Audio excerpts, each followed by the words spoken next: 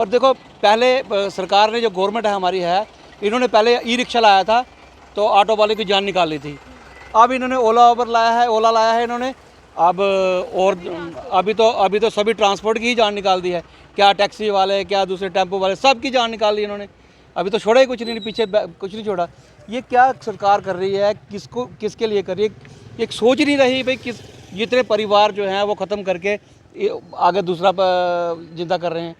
ये हमें तो इस बात की समझ नहीं लगती। हम इनके साथ अटैच होते हैं पेट्रोल गाड़ी को लेके, ब्लैक ऑटो, तो हमें नुकसान ही नुकसान है। इनके जो रेट हैं वो उससे तो हमारा तेल भी पूरा नहीं होता, पेट्रोल भी पूरा नहीं होता, तो इसलिए हमने इनके साथ अटैच नहीं की है।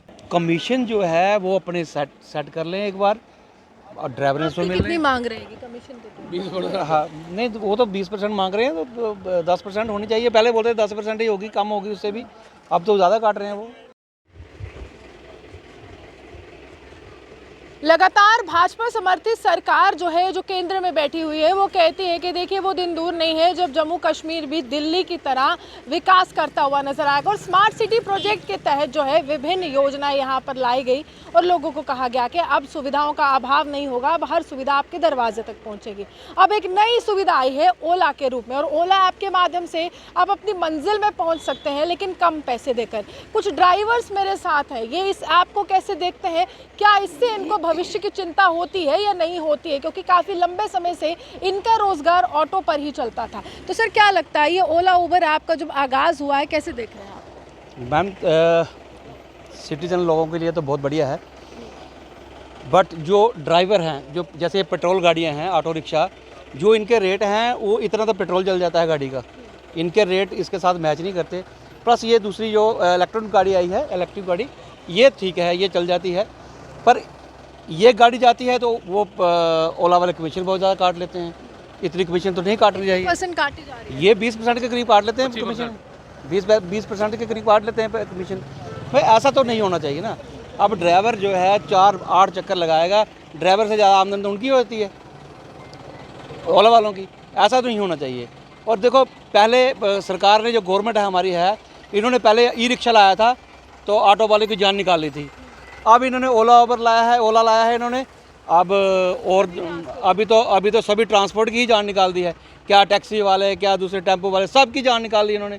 अभी तो छोड़ा ही कुछ नहीं, पीछे कुछ नहीं छोड़ा। ये क्या सरकार कर रही है, किसको किसके लिए कर रही है, एक सोच नहीं रही भाई किस जितने परिवार जो हैं वो ख़त्म करके आगे दूसरा जिंदा कर रहे हैं। ये हमें तो इस बात की समझ नहीं लग रही। आपसे मैं जानना चाहूँगी, कितने साल हो गए ऑटो चलाते हुए आपको? मैडम जी मुझे 40 साल हो गए हैं ऑटो चलाते हुए, ब्लैक ऑटो चलाता हूँ मैं। तो मैं आपके माध्यम से ही सरकार को ये कहना चाहता हूँ कि अगर ओला लाया है तो ओला की जो इन्होंने अपना बिजनेस कारोबार जो स्टार्ट किया है ट्रांसपोर्ट की तरफ से, इन्होंने मिनिमम कमीशन होनी चाहिए, 5%, 10% कमीशन होनी चाहिए। 20% ले रहे हैं लोगों से, कमीशन ले रहे हैं, ये कोई अच्छी बात नहीं है। जैसे समझ लीजिए कि आपने कांटेक्ट कर दिया, आपने उनके साथ संपर्क कर दिया ओला के साथ, तो आप यहाँ पर पेट्रोल वाला ऑटो चलाते हैं, तो क्या फ़ायदा होगा आपको या नुकसान होगा, और अगर होगा तो घर कैसे चलाएंगे? देखो अगर हम इनके साथ अटैच होते हैं पेट्रोल गाड़ी को लेके, ब्लैक ऑटो, तो हमें नुकसान ही नुकसान है। इनके जो रेट हैं वो उससे तो हमारा तेल भी पूरा नहीं होता, पेट्रोल भी पूरा नहीं होता, तो इसलिए हमने इनके साथ अटैच नहीं की है।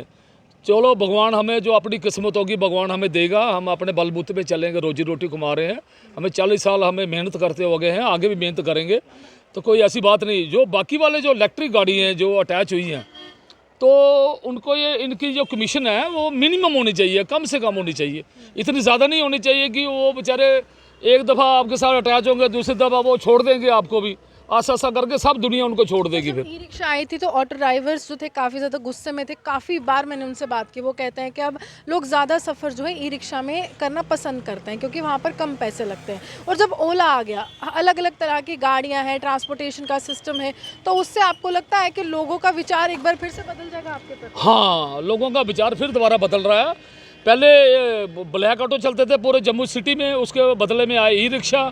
ई रिक्शा में लोगों ने देखा इसमें कम पैसे लगते हैं, तो उसमें उन्होंने जाना शुरू कर दिया, तो फिर उनको भी छोड़ के तो अभी ओला वाली साइड चले गए हैं। ये मुझे समझ नहीं आ रही है गवर्नमेंट कर क्या रही है, इनका कोई सिस्टम ही नहीं समझ आ रहा है। पहले उन्होंने अपना कोई सिस्टम बनाना चाहिए। चलो ई रिक्शा हमारे जम्मू सिटी में चल रहे हैं, स्मार्ट सिटी के तर्ज पे आए हैं वो, चलो मोस्ट वेलकम, हमें खुशी है इस बात की, कोई बात नहीं, लेकिन अपने रूट पे चलने चाहिए। हाँ, यही बात मैं करने वाली थी कि रूट्स पर भी काफी ज्यादा सवाल उठाए जा रहे थे। ये अपने रूट पे चलने चाहिए। हमारे जम्मू में आज से कोई 2 महीने पहले हमारे डीसी मैडम थी हमारे यहाँ, हाँ अबड़ी लवासा जी, हाँ बड़े अच्छी थी बेचारी, वो गरीब की मदद करती थी, वो हर बंदे को देखती थी ये गरीब कौन है अमीर कौन है, और सही फैसला करती थी वो। उन्होंने बड़े बड़े अच्छे फैसले किए, उन्होंने रूल ऑफ रेगुलेशन बनाए, ई रिक्शा का रूट बनाए, सिस्टम बनाया, जून बनाए। मुझे बड़े अफसोस से कहना पड़ता है कि मुझे समझ नहीं आ रही गवर्नमेंट उस पर अमल क्यों नहीं कर रही है। मुझे कहने में शर्म आ रही है अपने आप को भी, गवर्नमेंट उस चीज़ को अमल में क्यों नहीं ला रही। में तो 4 व्हीलर भी आ जाएगा, ओला में गाड़ियां भी आ जाएंगी, सेंट्रो कार्स आ जाएंगी, तो वो कैसे आप उसका कैसे सामना करें? देखो उसका सामना हम कर सकते हैं। देखो उनका अपना सिस्टम है, हमारा अपना सिस्टम है। देखो हम भी फैसिलिटी 40 साल से फैसिलिटी दे रहे थे। जो सवारी हमारी परमानेंट है वो हमारे पास ही आती है, ओला के पास नहीं जाती। इतनी अभी अवेयरनेस भी नहीं है जम्मू सिटी के लोगों को, कोई ऐसी बात नहीं है। ये आस्ता आस्ता सिस्टम ठीक होगा, लेकिन इन्होंने जो कमीशन जो ले रहे हैं गाड़ियों वालों से, ये बहुत ज़्यादा कमीशन ले रहे हैं इन्होंने। मिनिमम जब बातचीत हुई थी या जब आप लोगों ने रजिस्टर किया था ओला में, तो क्या कहा गया था, कितने % कमीशन? जो 10% ही बोला था इन्होंने, 10% कमीशन कटेंगे, तो ये अभी ज़्यादा काट रहे हैं ये। तो यहाँ पर क्या आपको डायरेक्टली कैश में पेमेंट होती है या ऑनलाइन? देखिए हम किस तरह में जाएंगे ना, कहीं फिलहाल लेकर जाते हैं ना, तो ये अपनी कमीशन उसी टाइम भेज देते हैं, भाई हमारी इतनी कमीशन हो गई, माइनस भेज देते हैं। अगर हमारे पैसे हैं उसमें चले गए वो प्लस भेज देते हैं। पहले ही कमीशन इनको पहले ही चाहिए। 200 रुपये किया ना उन्होंने, 200 रुपये में से कितने पैसे बन गए? 40 रुपये, 20% हो गए 40 रुपये। उन्होंने 40-50 रुपये पहले काट लेने हैं, तो आपको 150 रुपये में भेज देना। ये कोई तरीका थोड़ा है। जो मिनिमम रेट है, जो 10% कमीशन है, पूरे ऑल ओवर इंडिया में रेट है। ये कि जम्मू का अलग होगा, पंजाब का अलग होगा, दिल्ली का अलग होगा, ये कोई तरीका थोड़ा है। ये सिस्टम अभी घर चल पा रहे हैं आप? हाँ बड़ी मुश्किल से। कितने लोग हैं परिवार में? मेरे परिवार के 6 लोग हैं। हाँ 2 बहू हैं, 2 बेटे हैं, मेरी वाइफ है। हाँ बड़ी मुश्किल से घर चल रहा है। हालांकि हम कोई गंदा मंदा काम नहीं करते, कोई शराब नहीं पीते, सिगरेट नहीं पीते, हमारा परिवार बिल्कुल साफ़ सुथरा है। बस चलो अपनी मुंह से कहना। लेकिन जब उपराज्यपाल लगातार ये कहते हैं कि जम्मू बदल रहा है, ये दिल्ली की तरह बन रहा है, मुंबई की तरह बन रहा है, तो कुछ कहना चाहेंगे? हाँ क्यों नहीं कहना चाहेंगे। हमारे जो अपने गवर्नर साहब हमारे मनोज सिन्हा जी हैं, ये कह रहे हैं कि जम्मू बदल रहा है, स्मार्ट सिटी की तर्ज पे स्मार्ट सिटी आ गई, जम्मू बदल रहा है। हमें तो दिख नहीं रहा कुछ भी।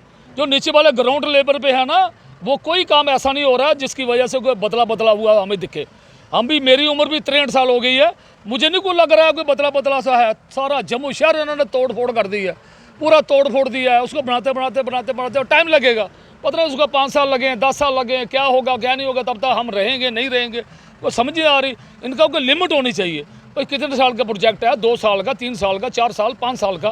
5 साल में कंप्लीट करो, कंप्लीट करके उसको अच्छी तरह बनाओ, बढ़िया करके टॉप का बनाओ उनको। मुझे समझ नहीं आ रही कैसा क्या कर रहे हैं क्या नहीं कर रहे, मुझे कोई समझ नहीं आ रही। पूरी जनता दुखी है, पूरी जम्मू की जनता दुखी है। तो मैं आपके माध्यम से ही गवर्नर साहब को मैं अपील करता हूँ, हाथ जोड़ के मैं विनती करता हूँ कि जो नीचे वाला स्टाफ है ना, जो स्मार्ट सिटी का जो प्रोजेक्ट जिन्होंने हाथ में पकड़े हुए हैं, इनके ऊपर थोड़ी लगाम लानी चाहिए कि इनको जो अच्छी तरह खूबसूरत बनाओ और जल्दी से जल्दी इसको कंप्लीट करो। आपका आखिर में क्या तर्क है कि अगर यहाँ पर लगातार प्रशासनिक अधिकारी जो है वो देख रहे हैं, तो क्या करें, किस तरह की व्यवस्था करें जिससे आम लोगों का घर भी चले और यहाँ पर झगड़ा भी नहीं हो, परेशानी भी नहीं हो और खाना तो खा सके? हाँ ये मैडम जो भी जितनी जैसे निकले हैं या ई रिक्शा वगैरह निकले हैं, ये अपने अपने रूट इनको जो मिले हुए हैं, ये अपने अपने रूट पर चले जाएं, ठीक है ना। तो हाँ अपने अपने जितने जोन जो मिले हैं अपने अपने। ओला क्या पर्टिकुलर रूट पे चल रही है या कहीं पर भी ओला जो है वो काम कर रही है और कहीं पर भी किसी? ओला सिटी में ही है, बाहर आउट ऑफ सिटी नहीं है। ओला म्यूनसिपलिटी के अंदर ही आएगी, बाहर नहीं है। तो ठीक है, कहते हैं कि कमीशन जो है वो अपने सेट कर लें एक बार, और ड्राइवर से मिल कितनी मांग रहेगी कमीशन कितनी? 20%। हाँ नहीं वो तो 20% मांग रहे हैं, तो 10% होनी चाहिए। पहले बोलते 10% ही होगी, कम होगी उससे भी, अब तो ज़्यादा काट रहे हैं वो। हाँ देखिए, देखिए साफ तौर पर लगातार जो है व्यवस्था बदल रही है, सोच बदल रही है और उसी के साथ साथ जम्मू में विभिन्न योजनाओं का आगाज़ हो रहा है और पूरी तरह से बदलाव भी देखने को मिल रहा है। लेकिन यहाँ पर सबसे बड़ा बदलाव ये है कि अब चिंता ये सता रही है कि आगामी समय में घर का खर्चा कैसे चलाएंगे, खाना कैसे खाएंगे। पहले ई रिक्शा का आगाज़ हो गया, अब ओला के माध्यम से 4 तरह की व्यवस्थाएँ, 4 तरह का ट्रांसपोर्टेशन और उसी के साथ अगर लोग उस पर निर्भर हो गए तो ऑटो ड्राइवर्स की ज़िंदगी कहाँ जाएगी और इनका परिवार कहाँ जाएगा। आप यूँ हमारे साथ बने रहिए, देखते हैं विश्व जम्मू सुहाना।